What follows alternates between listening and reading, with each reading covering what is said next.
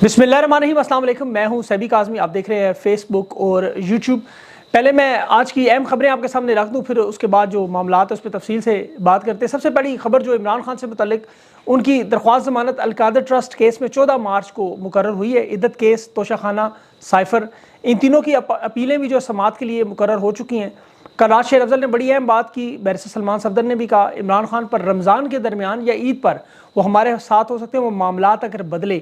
ये मामलात क्या हैं वो मैं तफसील से आपको बताता हूँ कि क्या असल मामलात हैं। तहरीक इंसाफ के जो cases justice Munib Akhtar 3 रुकनी bench में शामिल है, ये भी तहरीक इंसाफ के धांधली के और बाकी मामलात से क्या फ़र्क पड़ेगा इसका। उमर यूसुफ की आज बड़ी अहम प्रेस कॉन्फ्रेंस भी है। और काजी फायद साहब ने असद तूर के मामले में बड़ा अजीबो गरीब एक्शन लिया, वो भी तफसील रखता हूँ। आरिफ अलवी ने जंजीरें तोड़कर पहली दफ़ा खुलकर बहुत कुछ बता दिया। वकास अमजद एक सोशल मीडिया एक्टिविस्ट जिन्हें संगीन दफात के तहत गिरफ्तार बल्कि मिसिंग पर्सन बना दिया। कुछ सियासी कारकुनान भी इस वक्त संगीन दफात में गिरफ्तार हुए। पंजाब में गदर क्यों नहीं ठंडी हो रही, इसके तनाज़ुर में बात करेंगे। मुराद सईद का अंडरग्राउंड रहना, हमाद अज़हर के बारे में जो मालूमात है वो बड़ी तशवीशनाक हैं। और जो अभी एक वकार साहब ने ट्वीट भी किया है हमाद अज़हर के बारे में कि उसे ढूंढने की कोशिश क्यों की जा रही है इतनी। मुराद सईद के मामले पे भी थोड़ा सा तफसील लोग पूछ रहे हैं। 9 मई के मामले में जो अभी बेगुनाह शहरियों पर तशद्दुद करके उन्हें जराइम कबूल करने के लिए हालांकि सिविल इंतजामिया के हवाले करना चाहिए, लेकिन सुप्रीम कोर्ट के फैसले को रद्द किया जा रहा है। और 3 नुकात में आपके सामने, एक जो ओवरसीज़ पाकिस्तानियों की रेमिटेंस जो मौजूदा हुकूमत के लिए ऑक्सीजन और लाइफ लाइन का काम कर रही, कैसे इनका सांस उखाड़ रही है। दूसरा, पानी बहुत बड़ा मसला, कोई बात नहीं कर रहा, किसी ने भी नहीं छेड़ा इस टॉपिक को, ये समझना बड़ा ज़रूरी है।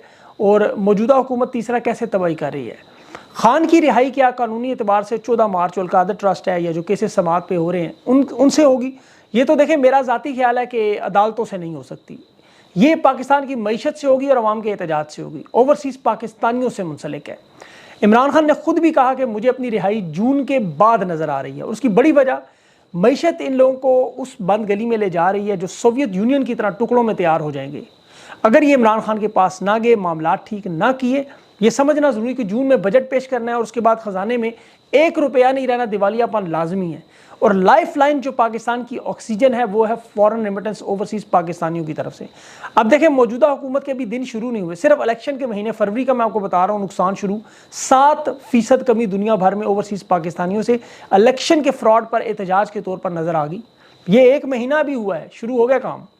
जितने भी पाकिस्तानी हैं जिसमें सऊदी अरब में ज़्यादा तादाद है, उन्होंने अभी $540 मिलियन पाकिस्तान भेजे, ये 8% कम है।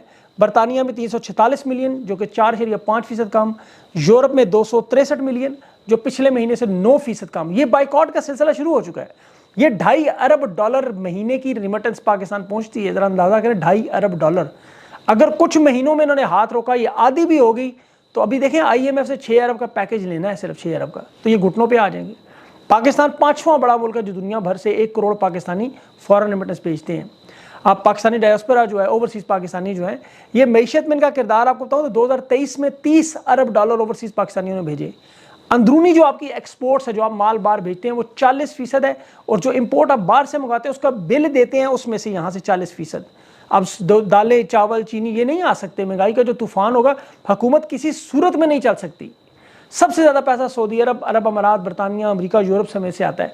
अब उसमें शदीद कमी है। दूसरा, बैंकों के जरिए नहीं भेज रहे लोग। अब ये $3 अरब देखें सिर्फ 1 साल में कम हुआ है। तो रेमिटेंस पाकिस्तान की जो ऑक्सीजन है, लाइफ लाइन है, वेंटिलेटर है, ये लाखों घरानों की सपोर्ट है। और यही सबसे बड़ा ओवरसीज़ पाकिस्तानियों का हथियार है। यानी जिस तरह कमापोत बच्चा घर का, जिसकी घर वाले बात मानते हों, जिसकी ताकतवर लोगों को सुनना चाहिए, इस गैर कानूनी हुकूमत पर अब एतबार नहीं कर रहे। अब ये बच्चा भी हाथ खींच रहे हैं, इन्वेस्टमेंट के लिए भी रोक रहे हैं, कतरा कतरा मिलकर दरिया बन रहे हैं। अब अपने घर वालों को सिर्फ ज़रूरी रकम भेज रहे हैं। तो इस मौजूदा निज़ाम को ये बात समझना होगी। अब इमरान खान के दौर में यही फॉरेन रेमिटेंस, जो टैक्स कलेक्शन और किसान कार्ड, सेहत कार्ड, पेट्रोल, मईशत, ये तमाम चीज़ें क्यों ऊपर थी? ओवरसीज़ पाकिस्तानियों की इस बड़ी मदद से। तो मौजूदा हुकूमत में अब इसीलिए ओवरसीज़ पाकिस्तानियों को वोट का हक नहीं दिया। फिर इनके जो घर वालों पर जो पीछे तशद्दुद होते रहे, जुल्म सितम होते रहे, नाराज़गी, गम, गुस्सा है, फिर ये मैंडेट जो चोरी हुआ उसका जो एहतजाज है। तो अब आप यकीन रखें कि अगर जून तक ये मामला रहा, 3 महीनों में, तो ये बिल्कुल हकीकी मानों में बढ़ जाएंगे। اب یہ سارے کے سارے جا رہے ہیں خیبر پختونخوا کی طرف، وہاں ڈاکٹروں کے پینلز بن رہے ہیں، پرائیویٹ انویسٹمنٹ جا رہی ہے، دو طرح کی انویسٹمنٹ ہے، پرائیویٹ اور گورنمنٹ۔ اب جو پرائیویٹ انویسٹمنٹ ہے وہ ساری خیبر پختونخوا کی طرف جا رہی ہے، وہاں پر خیبر پختونخوا کی حکومت کے ساتھ پروجیکٹس بن رہے ہیں، دیکھیں اس میں 10 ارب ڈالر تک کی بات ہو رہی ہے خیبر پختونخوا میں، اسے ایک ماڈرن سنگاپور بنانے کے لیے جد و جہد کرنے لگے ہیں۔ اب 1 کروڑ پاکستانی جو موجود ہیں اور اس میں بڑی اکثریت جو آپ کو پتہ ہے خیبر پختونخوا کی طرف مائل ہے، وہ یہاں پر جانتے ہیں کہ قانونی حکومت ہے، عوام کے مینڈیٹ سے آئی ہے، ان کی مدد کریں۔ اب یہاں پہ خیبر پختونخوا میں ابھی دیکھیں ایک اور سنگ میل اچیو کیا، سینیٹر سلیم فیصل رحمان، یہ ان کا پورا نام ہے، یہ IMF کے اور ورلڈ بینک کے بورڈ کے ممبر بنے، تحریک انصاف کے سینیٹر ہیں، اور ورلڈ بینک نے پوری دنیا میں سے 12 لوگوں کو چننا ہوتا ہے، اس میں سے خیبر پختونخوا کے حصے میں اعزاز آیا۔ اب یہ بڑا اہم معاملہ ہے، بلا شبہ IMF اس عمران خان کی بات تسلیم کی بغیر پیسے دے رہے، لیکن آگے جو شرائط ہوں گی، جو عوام مخالف ہیں، عوام کے پیٹ پہ لات مارنی ہے، اس میں عوام کی حکومت عوام کے ذریعے منتخب رہنمائی حل کر سکتے ہیں۔ تو خیبر پختونخوا تو ان حالات میں گزر جائے گا۔ اب اصل مسئلہ کہاں سے شروع ہونے والا ہے، وہ ہے پنجاب۔ پنجاب کے حالات آپ کے سامنے، پنجاب کو انہوں نے بنا دیا میدان جنگ، عوام کو شکست دینے کے لیے سفاک لوگوں کو لگایا گیا، جو مریم نواز کے روپ میں جنرل رانی صاحبہ، یہ تحریک انصاف کو اب فری ہینڈ انہوں نے کہا ہے، انہوں نے نون لیگ کو مکمل طور پر فری ہینڈ دیا کہ آپ نے یہاں تحریک انصاف کو ہر صورت میں ختم کرنا ہے، کرش کرنا ہے، رہنمائن کے روکنے ہیں۔ حماد اظہر کے سر پر قیمت رکھی گئی ہے، ابھی وہ وقاص صاحب ان کا پورا نام نے جو ٹویٹ کی کہ جو جتنے لوگ کل گرفتار ہوئے انہیں ان کے موبائل چیک کیے جا رہے تھے حماد اظہر کی لوکیشن کے لیے، کہ اسے ہم نے نشانہ عبرت بنانا ہے، تو اسے ڈھونڈنا ہے۔ اب اسی طرح خیبر پختونخوا میں مراد سعید کے سر پر بھاری انعام ہے، جو خود خیبر پختونخوا کی حکومت مراد سعید کو کہہ رہی ہے کہ آپ نے سامنے نہیں آنا، اور جو لوگوں کے ساتھ کل ہوا وہ آپ نے خود دیکھ لی اپنی آنکھوں سے۔ اس وقت حکومت میں عہدے اس طرح بیچے جا رہے ہیں، 40 کروڑ کا ایک مشیر، یہ وہی PDM پارٹ 1 کا پارٹ 2 مسلح چل جو جون کے بعد فارغ ہو جانا ہے۔ 16 مہینوں میں انہوں نے پہلے تباہی بربادی کی۔ اب اس حکومت میں جو نئے نام ہیں دیکھیں، علیم خان چودھری سالک کاف لیگ، اب صرف ان لوگوں کو جنہوں نے مدد کی کمپنی کی، خواجہ آصف جیسے کمپنی کا فیس ہے، ریحانہ ڈار سے مینڈیٹ چھینا، احسن اقبال، رانا تنویر اعظم، نذیر تارڑ، یہ سارے وہی لوگ ہیں۔ چودھری شجاعت کا بیٹا چودھری سالک لے آئے، اویس لغاری ہے، عطا تارڑ ہے جسے وزیر اطلاعات لگایا جائے گا، ریاض پیرزادہ، اب یہ سارے MKM کا وہ خالد مقبول صدیقی، انہیں میں بھول ہی گیا، یہ وہی لوگ گزرا ہیں جنہوں نے پہلے بھی تباہی اور بربادی میں ایک بہت بڑا کردار ادا کیا، اور پھر 9 مئی کے کردار جو گانے بجانے اور مخصوص نشستوں میں جب ڈال دیے گئے، یہ پنجاب کے تو ہی حالات ہیں۔ دھاندلی پر اب ان کی جو وارداتیں کھل کے ایک ایک کر کے سامنے آ رہی ہیں، لیکن یہاں بڑی باریک وارداتیں بھی ڈال رہی ہیں۔ کل انہوں نے منصور صاحب سے ایک بڑا بہترین گیم ڈلوائی، وہ ڈاکٹر یاسمین راشد اور نواز شریف کی نشست پر فورنزک آڈٹ کروایا۔ اب اس کے لیے 2-3 فائدے ہیں۔ ایک تو منصور صاحب غیر جانبدار صحافی کے طور پر سامنے آئیں گے اور بڑا فائدہ ہے انہیں آگے آنے والے دنوں میں۔ دوسرا، شہباز شریف کو اگر کسی سے خطرہ ہے تو وہ بلاول بھٹو کے بعد اپنے بھائی نواز شریف سے ہے۔ تو شہباز شریف وزارت عظمیٰ میں نواز شریف کے تمام لوگوں کو سائڈ پر کر کے بھی دیکھیں، مریم نواز ان کا گروپ بنا ہوا ہے، جیسے رانا ثناء اللہ اور خواجہ سعد رفیق کو اٹھایا، عطا تارڑ اور نذیر تارڑ وہاں پہ سامنے۔ تو اسی نگران setup, technocrat setup کو چلانے کے لیے ان کے لیے سب سے جو اہم معاملہ ہے کہ نواز شریف آؤٹ ہو جائے مکمل، جہاں سے اسے خطرہ نہ رہے۔ اب یہ نواز شریف کی یہ جو نشست ڈاکٹر یاسمین والی ہے، یہ ہرا کے ایک تو الیکشن کی شفافیت پر مسائل کم کرنا چاہتے ہیں تاکہ لوگوں کو لگے صحیح ہے جی۔ دوسرا، اصل مسئلہ جو 87 نشستیں چھینی ہوئی تحریک انصاف کے اصل مینڈیٹ، وہ واپس نہیں کرنا چاہتے۔ نواز شریف کو منصورے سے پہلے بھی رہا، کوئی فرق نہیں پڑا، نواز شریف یہ بھی ہار جائے وہ تو سیاست سے پہلے بھی آؤٹ ہو چکا ہے۔ یہ بڑی باریک واردات ہے، اس میں مزید تفصیلات اگلے ویلاگز میں کروں گا۔ ابھی عارف کو ٹائم کم ہوتا ہے، آپ کو عارف علوی بھی ابھی سامنے آئے، ان کے بھی جو بہت ساری چیزیں ہیں، عارف علوی پر بڑا اختلافات ہے لوگوں کو، آپ کو پتہ ہے، وہ کہتا ہے میں نے تو وفاق اور آئین اور جمہوری اقدار کو مطلب سنبھال کے رکھا، لیکن اس کا کردار عام طور پہ تو ویسے صدر کے بعد لوگ بھاگ جاتے ہیں۔ اب دیکھتے ہیں یہ بھاگتے ہیں کہ نہیں۔ ابھی عمران خان سے ملاقات کی کوشش بھی کر رہے ہیں، انہوں نے اپنے وکلاء کے ذریعے جو ایک درخواست بھی جمع کرائی ہے۔ دیکھنا یہ ہوگا کہ عمران خان اس سے ملتے ہیں کہ نہیں، یہ تو پتہ ہے عمران خان اس سے ناراض تھا۔ عارف علوی نے کل کچھ بڑی اہم باتیں کی، اس میں ایک تو اس نے کہا جو عمران خان دنیا کے سب سے بڑے رہنما، یہ تو ہم سب جانتے ہیں، سائفر کے معاملے میں خان کے حق میں گواہی دی کہ صدر کا حلف تو وزیراعظم کو راز بتانے کا، لیکن وزیراعظم کا حلف عوام کو راز بتانے کا۔ تو سائفر کا معاملہ تو بالکل درست ہے، گواہی کے لیے اسے بلانا چاہیے۔ تیسرا، اس نے اقرار کیا کہ اسٹیبلشمنٹ کے ساتھ یہ مفاہمت کا کردار ادا کرتا رہا، جوڑنے کے نام پر یہ کوشش کرتا رہا، اور اس نے یہ بھی کہا کہ عمران خان نے کبھی کسی آرمی چیف یا کسی دوسرے عہدے پر کسی کو ترجیح نہیں دی، اور یہ نہیں کہا کہ اس کو لگاؤ اس کو ہٹاؤ، میرٹ سے ہٹ کے بات نہیں کی۔ تو یہ صدر مملکت کی باتیں۔ اب تعیناتی کے معاملے پر جو لوگ سمجھتے تھے جی اس وجہ سے باجوہ سے تعلقات خراب ہوئی، یہ بالکل درست نہیں ہے، نہ عمران خان باجوہ کو ہٹانا چاہتا تھا۔ اب 9 مئی کے معاملات پر بھی صدر نے کہا تحقیقات اور اسٹیبلشمنٹ سے جڑنے کی یہ بار بار بات کر رہے ہیں۔ اپنی غلطیاں بھی تسلیم کی، جی میں نے خان کو کہا اسمبلیاں نہ توڑیں، لیکن وہ 2 اسمبلیاں توڑیں 2 کروڑ لوگوں نے، ٹھیک ہے۔ اب یہ ملاقات ہوگی تو اس کے بعد کچھ چیزیں ہوں گی۔ عارف الوی بہت سی چیزوں کا گواہ بھی ہے، اسے سامنے لانا چاہیے، کھل کے لانا چاہیے۔ ابھی معیشت کے حوالے سے اور خان کی رہائی کے حوالے سے دیکھیں جو حالات اس میں عوام کا احتجاج سب سے اہم ہے، اور لیڈرشپ۔ تحریک انصاف کو اب ایک اور چیز سوچنی ہے کہ بنا لیڈرشپ بھی تیاری کرنی ہے۔ یہ میں بتاتا ہوں آپ کو، کل کا کامیاب احتجاج ہے، اس میں کوئی شک نہیں۔ ایک تو ہر ہفتے یہ احتجاج کرنا ہوگا، کسی صورت میں سچویشن نارمل نہ ہو۔ رمضان آ رہا ہے، افطاری کے بعد جیسے خان کے ٹائم پہ خان جلسے کرتا تھا، آپ لوگ بھی باہر نکلیں تاکہ دنیا کو اندازہ ہو کہ یہ واقعی سیاسی استحکام نہیں ہے۔ پرامن جمہوری انداز میں جو حق آپ سے چھنا، اس کے لیے اپنی جدوجہد جاری رکھیں۔ انہوں نے دیکھیں عمران خان کو ہٹایا، اس کے بعد دنیا بھر سے نہ کوئی امداد نہ خیرات، دنیا نے انہیں دھتکار دیا تھا۔ تو یہ غیر قانونی لوگ جو ہیں، جو ڈاکو ہیں، یہ اس احتجاج سے جو آپ کا ہوگا، اس سے یہ لوگوں پر، دنیا پر اثر پڑے گا۔ اگر یہ معاملات ٹھیک ہوئے تو پھر کام لمبا ہو جائے گا۔ یہ پاکستان کے ساتھ مخلص نہیں ہے۔ اور دوسرا، تحریک انصاف کے لوگوں کو سمجھنا ہوگا کہ آپ کو اپنے آپ کو بغیر لیڈرشپ کے بھی اپنی تحریکوں کو کامیاب کرنا ہے۔ دنیا میں بہت سے ممالک ایسے ہیں جہاں بغیر رہنماؤں کے تحریکیں چلتی رہیں اور وہ کامیاب بھی ہوئیں، کیونکہ جب آپ رہنماؤں پر انحصار کریں اور وہ کسی وجہ سے سستی کریں، کمزوری کریں، بزدلی کریں، تو وہ تحریک کو نقصان پہنچتا ہے۔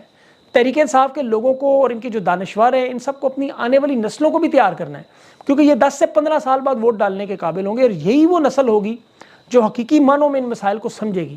کیونکہ ہم سے پہلے والے یا آج کے جو لوگ ہیں وہ ابھی بھی میانہ روی کسی نہ کسی لیڈر کی طرف دیکھتے رہتے ہیں۔ آج سے جب 15 سال بعد یہ حالات بدل چکے ہوں گے تو یہ ذہن سازی کا عمل بڑا نوجوانوں کے لیے بڑا ضروری ہے۔ یہ جس طرح عمران خان نے 27 سال محنت کی اور پھر جا کے 2024 میں آپ کو یہ حالات نظر آئے جو ہمیں کبھی پاکستان کی تاریخ میں نظر نہیں آئے، یہ عوام کا شعور کبھی نظر نہیں آیا، تو یہ بڑا اہم معاملہ تھا۔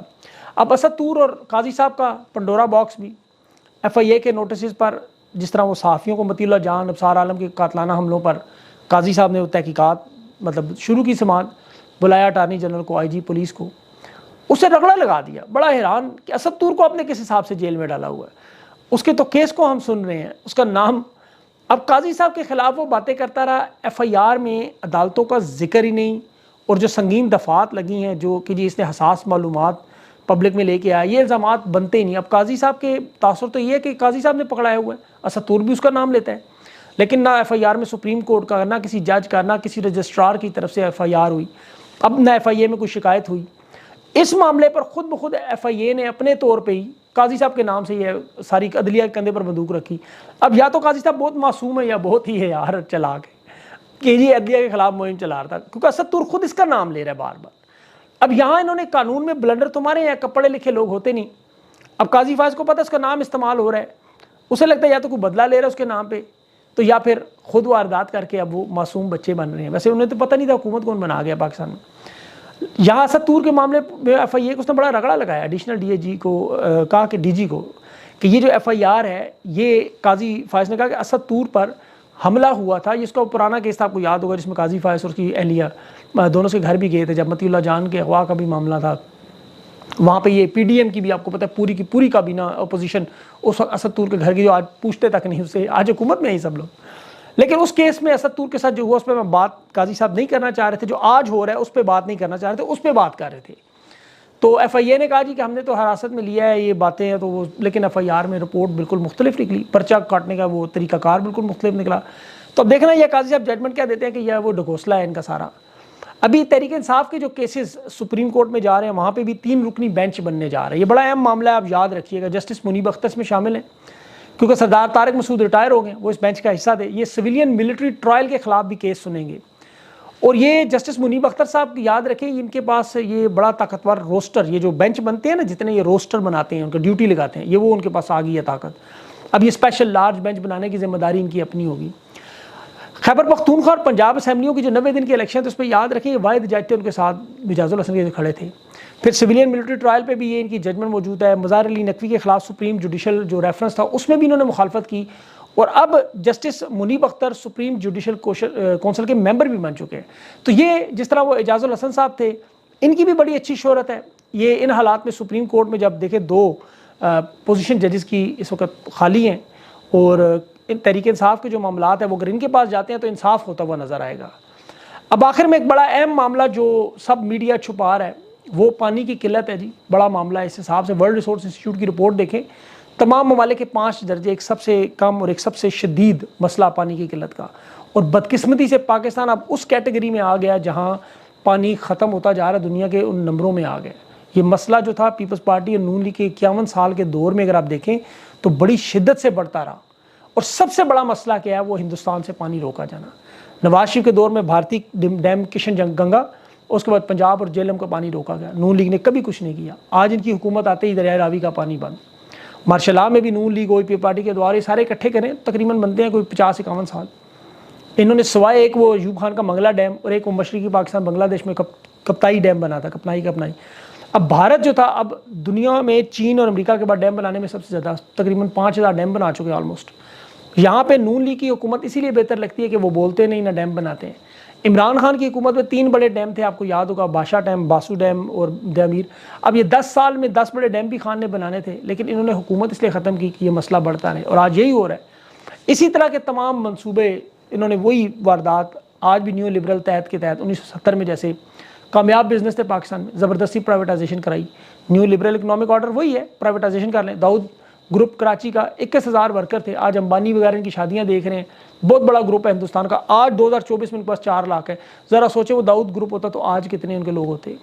55 سال کے بعد ذرا سوچیں پاکستان کے یہ لوگ گروپس کہاں ہوتے اور ترقی کہاں پہنچی۔ لیکن ان کے تمام بنائے ہوئے سیٹ اپ کو انہوں نے، جس طرح کونور مل ہے اور بہت سائیکلز گروپ ہیں بہت سارے، یہ سارے انہوں نے پرائیویٹائز کر کے بھٹو صاحب نے تو وہ برباد کر دیا۔